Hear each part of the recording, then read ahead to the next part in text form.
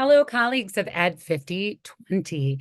This is your final recording before our class meeting on the fabulous April 24th from 5 to 7:30 p.m., where you'll be presenting your fabulous finals for our class. So this week, we're going to consider what can teaching social studies for a better world do to support my students' engagement. Today, we'll apply our learning through the course text, lectures, and investigations to create a generalized scope and sequence or map of teaching and learning objectives for implementation in your future classroom. This is going to be part 2 of your curriculum project, and it's really not a map of the whole year. It's more that you will take the curriculum overview that you already did, identify for your classmates some of the gaps in the implementation or areas that we could add on or think otherwise, and include some resources as examples, including your book project, your Western Michigan lesson plan, and a little bit of your IDM, including the questions and maybe a source or two. So today we're going to explore some historical retellings and perspectives in thinking about the lands that we're on and Indigenous histories, as well as Asian American and Pacific Islander histories, as it is Asian American and Pacific Islander Heritage Month. So please do share resources. I'll be sending you a flyer in the coming days that includes a number of Asian American heritage resources and links to some incredible books by regional scholars, including a local Michigan scholar who writes prolifically about Asian American histories. Also, if you haven't read the book, From a Whisper to a Rallying Cry, Vincent Chin and the Rise of the Asian American Movement, I highly recommend it. It's a local story of Detroit history. Anyhow, you'll also be drawing a butterfly, reviewing assessment types and measures, discussing critical IDM designs and questions, and thinking about how we'd self-assess our IDM. So we're going to cover a lot, okay? But next week, you'll be sharing your reflections with the class. So for some active engagement or like a bell ringer, I'd like you to draw a butterfly. We'll be assessing this later in the class, and I'd like you to take a Post-it note or something like that, draw yourself a butterfly and set it aside. You can also pause me and visit nativelands.ca. Go ahead and look up your hometown or even the location of your school and consider, what are the tribal lands your home is on? What about where you live now? You can write that down and see what you can learn. For when I looked into where I grew up in Missouri, in a small town just outside the city, I learned that the Kickapoo people were actually the original inhabitants of the land. And these Native American and Indigenous Mexican tribal people originated in the Great Lakes region. And you can see on this map that they came down through Missouri. There's St. Louis, and you see the Kickapoo locations, and that they got pushed out, basically. And so I started to learn a little bit about the land before me. And so I want to recommend a couple of different resources for you to look into for different heritage months, different cultural investigations, and ways to quickly investigate histories, experiences, and perspectives outside your own. If you don't already follow podcasts, a lot of podcasts are free online, including things like This Land.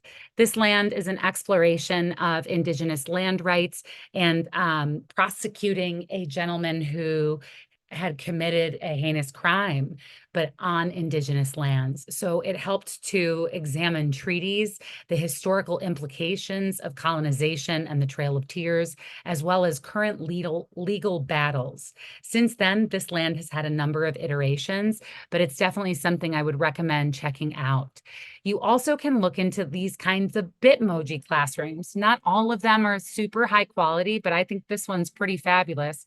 It has a number of different Indigenous perspective stories, including one like this with Fry Bread, which is told by an Indigenous gentleman who wrote it for his son, noting that there weren't enough perspectives.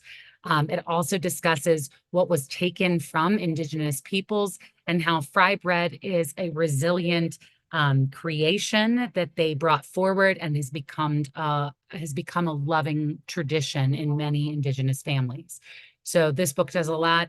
A lot of these books do. So you click on this, it'll take you to a different video link or a place to check it out. And if the video is unavailable, you can look up the title for more. Quickly, I'd like to share with you some of my former students' presentations on Chapter 6, Dramatization and Gamification, Immigration and Westward Expansion and Enslavement. Some key points from the chapter is that dramatization and gamification aren't always problematic, but that often they reinforce dominant narratives and can cause trauma to students. There are other ways to make history hands-on. So, for example, you could take a reparations bill or simulate a city council, have students take on leadership roles. Another student noted that immigration had some pitfalls, including a lack of context and time, so that we often compress ideas and events into such finite periods of time that students can't contextualize them in their general understanding of the world. So by focusing on only Ellis Island, students only have a portion of the narrative of the historical moment of immigration in this region of the world. And we have to not to just say we are all immigrants, because that negates the experiences of individuals within the larger immigration movement. Westward expansion, they talked about the pitfalls of the Oregon Trail game, which reinforces white supremacy through settler colonial dominant narratives. It presumes that the protagonists are white and male, and it ignores the devastation and existence of the native people whose land was being trespassed upon. So it's asking students to imagine settler perspectives and invent Indian names or build teepees and wear mockeries of Native American headdresses. You guys all admit that as a young teacher, those are the kinds of things I looked forward to in my classroom, because that was what was modeled for me as a child and in the textbooks in my school district. This is why I'm asking you to examine the curriculum in your place of business. And enslavement, there are a number of pitfalls. One, that should say enslavement, because enslavement was something that was done to people. It was not a chosen role in history. By re-dramatizing enslavement, we're traumatizing students. We can make Black people as objects to harm or helpless victims without agency. That's absolutely oppressive. We want to look to scholarship like LeGarrette King's Black Historical Consciousness and ideas such as that diversify our understanding of Black experience and understand that enslaved people fought back from the beginning of time. It is incredible to read the stories of the resilience and fortitude and ways that they did incredible things to escape. So in immigration, some creative solutions. Our Ellis Island could be contextualized by learning about other entry points like Angel Island. There are a number of phenomenal Asian American history lessons, which I would highly recommend for this month, that deal with Angel Island. And students and families themselves in your classes may have been immigrants themselves. I taught in an immigrant and refugee charter school. All of my students were, and I didn't understand that I failed to contextualize their experience. For westward expansion, we could consider using an alien invasion alternative like they represented in the book, or highlight the Native peoples and nations in more accurate historical understanding. So that preempt at the beginning of class when we looked at native lands, do that with your class. Examine the lands that you're on. And in enslavement, we could consider how can we take solutions such as field trips to go learn from people of different communities, or Underground Railroad stops, local historical locations that give counter narratives of resistance and freedom and all the ways that Black folks resisted their persecution and dehumanization during enslavement. So we're looking for local connections. The teaching of history of slavery is fraught enough. So we want to make sure we do a great job and we're not dramatizing it at all. Okay, so here's some more in-depth discussions of why immigration, westward expansion, and enslavement are particular areas that we need to be really thoughtful about. Here's some resources from Learning for Justice and Social Justice Books, which has the vetted book lists for many, many different historical topics. As you can see, there's a number here, including even fry bread again. These books, and for Native American history, absolutely wonderful selections. Look to the NCSS notable trade book list as well. So you could ask yourself or your colleagues in your schools, why do teachers think it's necessary to include dramatization and gamification? How do we engage students otherwise? Why Ellis Island? And why do teachers only touch base on enslavement? That when this is not the only part of Black History Month. I think this question, which was written by some former students, is actually quite telling. We shouldn't even consider enslavement part of Black History Month. Let's be joyous during Black History Month. We can talk about enslavement any other time of the year, right? But we need to contextualize it. So as teachers, what can we do? You have to have a purpose in what you're dramifying. It shouldn't be just fun. You want to build community, know your stuff, and be appropriate with your students by connecting the dots. So look back in your book at that flow chart. Speaking of flow, we're going to talk a little bit about our choices and effective economic decision making. While we haven't spent much time on this concept yet this semester, I want you to know that there are a tremendous wealth of economics resources available for you in your classrooms. If you go to things like juniораchievement.com, or you look at the St. Louis Federal Reserve, they have significant lesson plans that can support learners' early understanding of economic concepts. Because by the end of grade 2, we want students to be able to understand what scarcity and decision-making mean, identifying the costs and benefits of things, how individuals and businesses work together. We want them to understand exchanges and markets, but to also have some nuance behind it. We don't want to just explain how people spend and earn and save and create and consume, but we want to teach them some responsible decision-making with money, and also that there are forms outside of just capitalism. So we need to look at these C3 standards, but also to explore different ways that people teach economics around the United States. So this by Bonnie T. Mazzaros and Stella Evans, Never Too Early, Why Economics Education. Either one of these readings, I'll give you 5 points for reading and sending me the central themes in an email. But economic education also can come from econedlink.org, where they have full slideshows for teaching about economic education, including teaching about choices and our limited amount of resources and unlimited wants. We can think of this as scarcity, but we don't want to essentialize people who have experienced poverty within our classrooms as well. We don't ever want to demonize people who don't have enough or who experience scarcity.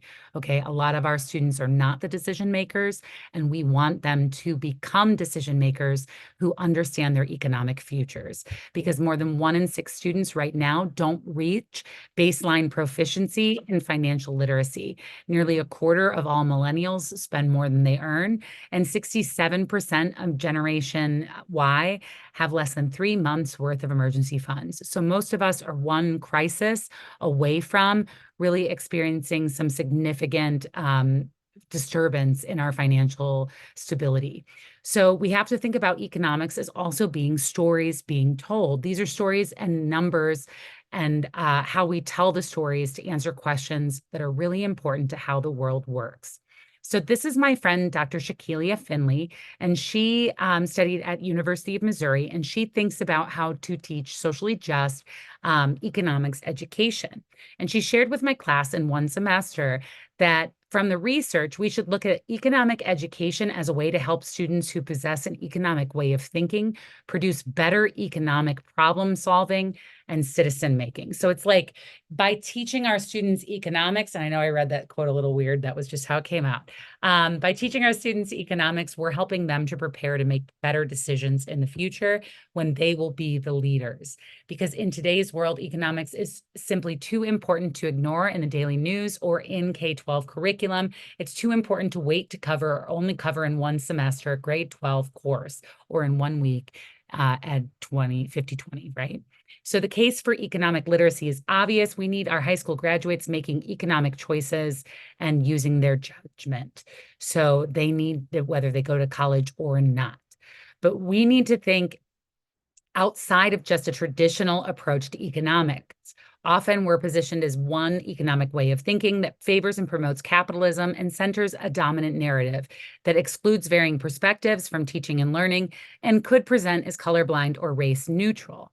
So Dr. Finley told us that good economics teaching and learning can and should look like. What do you think? She gave us a provocation. Take a moment to think of your ideal economics teaching and learning environment. What topics would you teach? What approaches would you use? Write it down and share if you wish. So her suggestions for ideal economics teaching and learning includes culturally responsive practices that include multiple perspectives. They're civic-centered and social justice-oriented with economic concepts for living. So these are actually sources that will be helpful in our students' lives. They promote critical thinking and a balanced critique of different economic systems. Some myths and misconceptions about economic through these lenses include that culturally responsive teaching is only about motivating students of color. That is absolutely not true. Being culturally responsive requires a teacher to master the details of every culture represented in the classroom.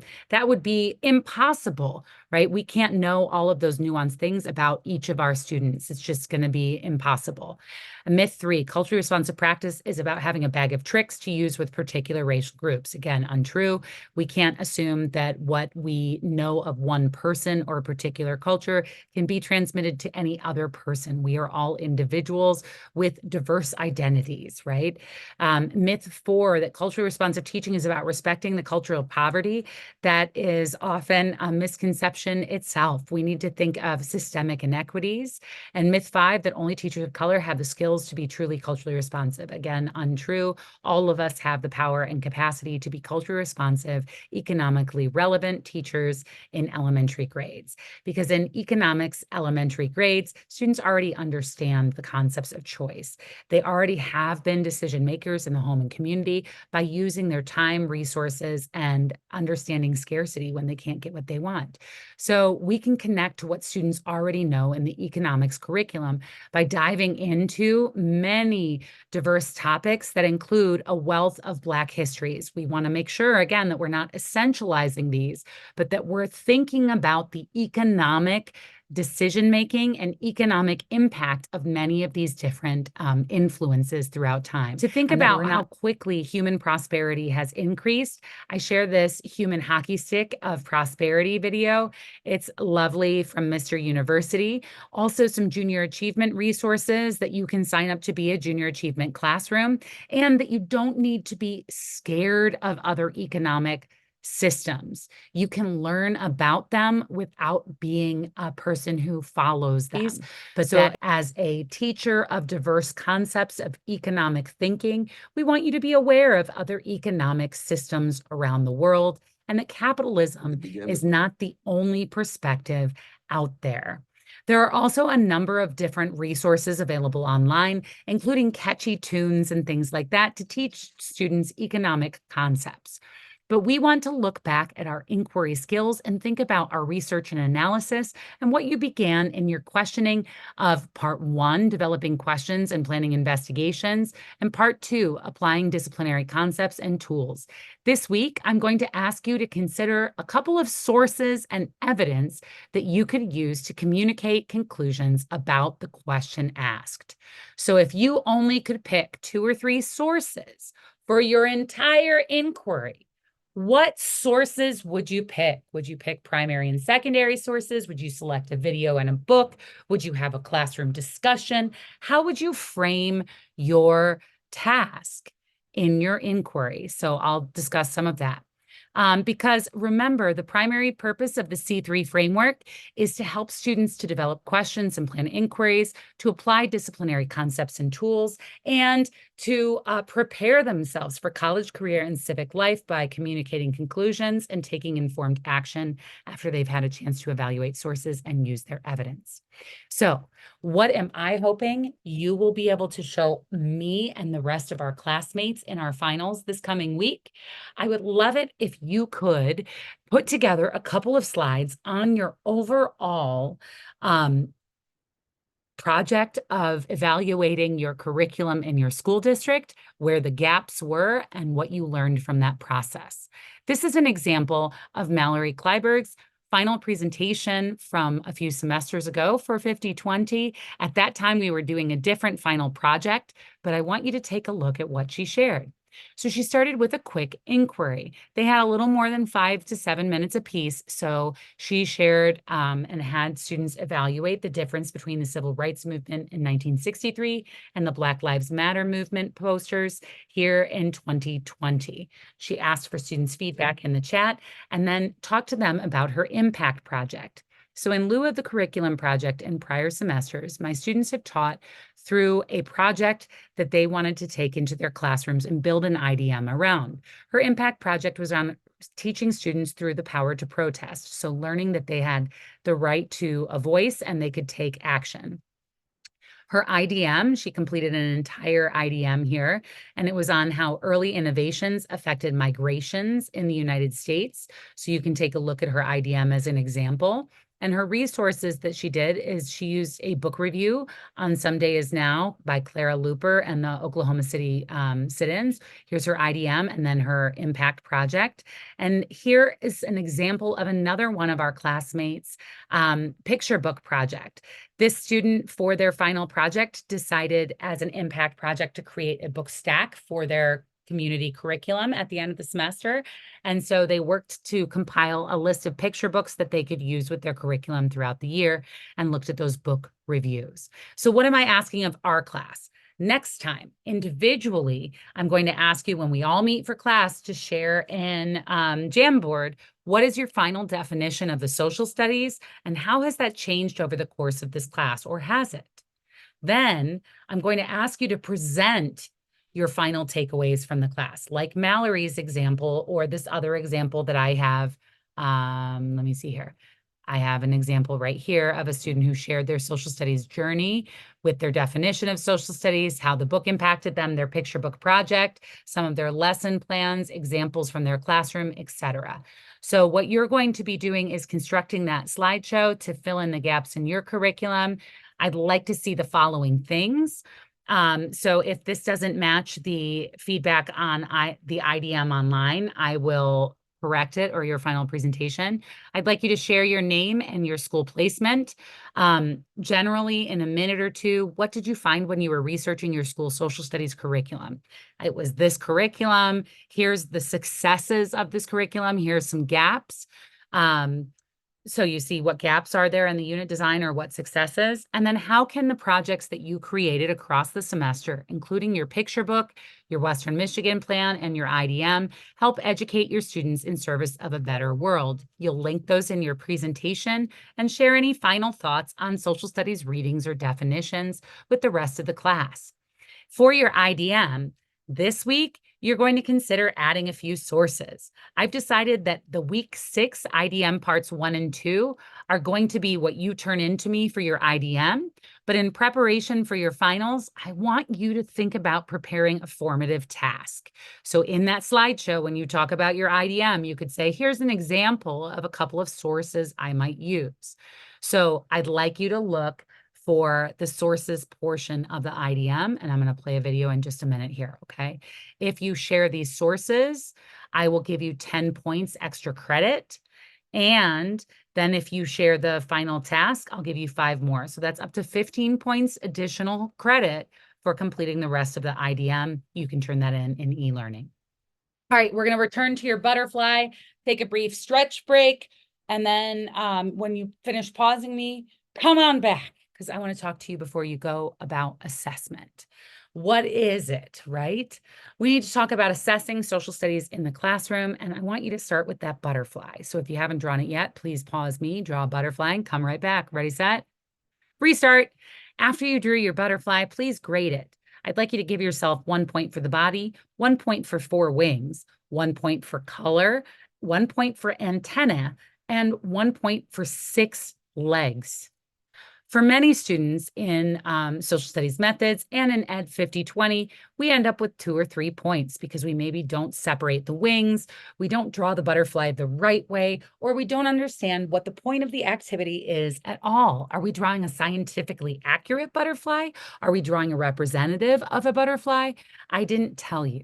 So when we assess students in the classroom, we need to be clear on what we're assessing. So how do you see assessment? Do you see it as a learning practice or as a check of accountability? Consider how assessment shows up in your life and some of these formative and summative assessments. Then you can make a list of what you've experienced as formative and summative assessments. I'm not going to show you this video, but I think it's an incredible example of how students learning from one another through critical assessment and feedback can grow their work. This is the work of a young man named Austin who is learning to draw a butterfly. And this is why I asked you to draw a butterfly as an example of a terrible assessment that I gave without any parameters or accountability. So I shouldn't have held you accountable to those high standards.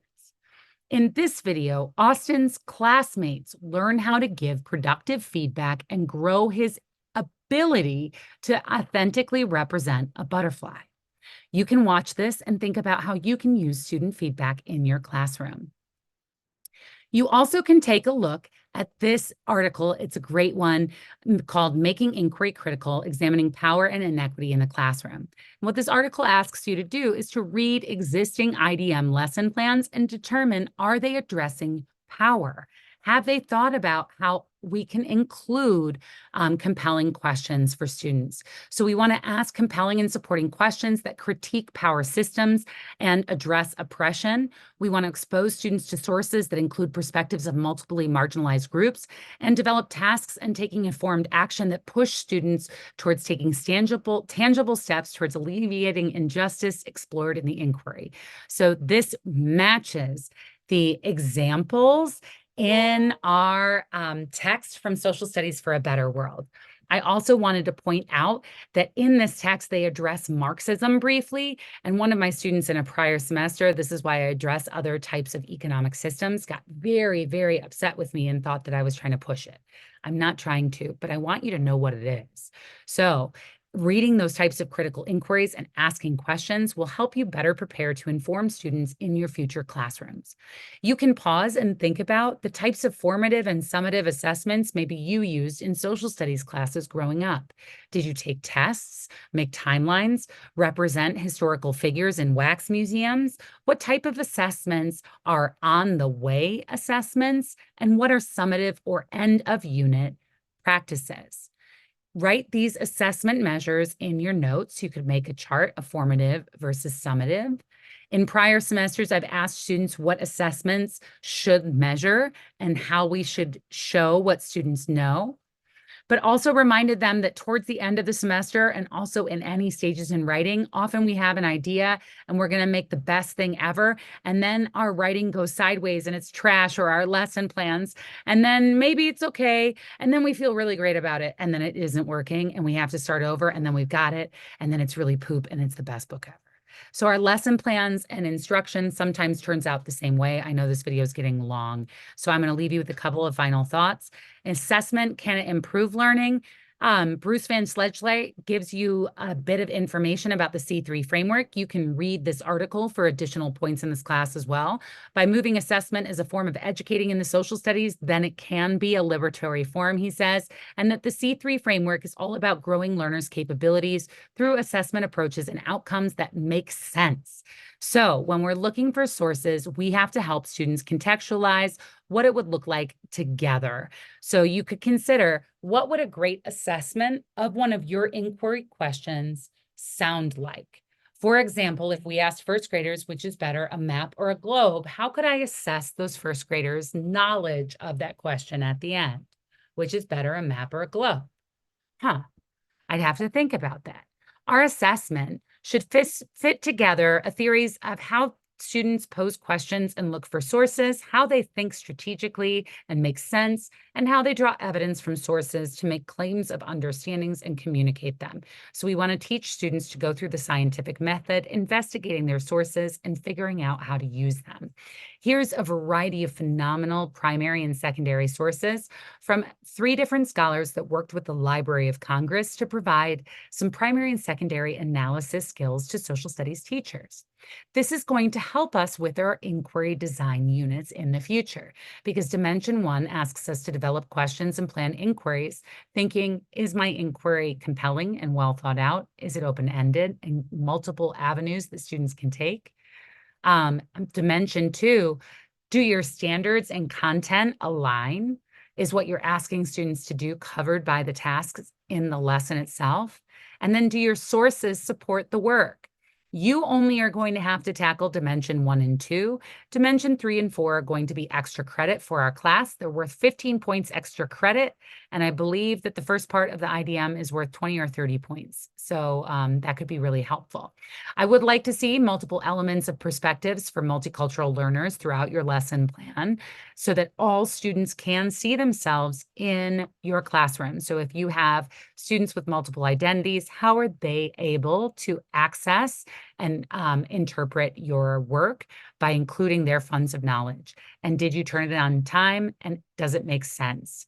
Here's an example of a teacher that pulled together phenomenal resources from the Library of Congress to conduct an inquiry and construct knowledge with students. Library of Congress in Washington, D.C. Group 3, what you're going to do is you're going to work over here. Now, you've had lots of work with chronology, so that's what I'm going to have you do over here. I have a series of pictures here that belong in a specific timeline order. Which one is first, which one's second, which one's last, okay? You're going to examine the pictures, use your knowledge of what you think old and new would be, what you think this part of New York might look like, and you're going to arrange these pictures in the order you think that they should be in, from the earliest picture all the way to a picture of what you think this area might look like today. And I'm going to pause this here, but this video is really a phenomenal example of students taking on ownership of a task. They're investigating these different sources. They're talking about the ways that the pictures give them different clues of a timeline in New York City, and then they're making claims and arguing conclusions about the work. This example of using primary and secondary sources in the classroom is a wonderful opportunity for students to evaluate sources and use evidence, and then communicate conclusions and take informed actions. Usually I'd ask us to self-assess ourselves, but these are the general components that any inquiry design lesson should include. So constructing assessments that produce best evidence possible would have us to include what the students know and what they can do with the knowledge. We want it to be a depth of knowledge so that they can apply it. Linda Darling-Hammond helps us to understand we need to assess them along the way and at the end of their understanding. In most classes, I'll have students finish that IDM lesson plan and then complete a summative assessment rubric for whatever their assessment is, be it an activity that is more of a formative or a summative activity in IDM. So these can look anywhere that you would like them to, or these can look any way that you would like them to. I'm sorry, you guys. I got back from the conference last night after midnight and my brain is tired. But the taking informed action is where the magic happens. How do your students do something with the knowledge that they gain in the lesson plan you provide? That's a key feature of taking informed action. And I look forward to learning from your upcoming lessons. Should you wish to do some additional assessment reading, these are all linked, and your week 6 materials are still there for you as well. Take care, and I look forward to seeing you on April 24th at 5 p.m. for our finals, where you'll share your slideshow that should be 5 minutes or less, and include your key takeaways from your curriculum, including your lesson plans you wrote, your picture book, and your IDM questions. Can't wait to learn from you, and I look forward to seeing you next week. See ya!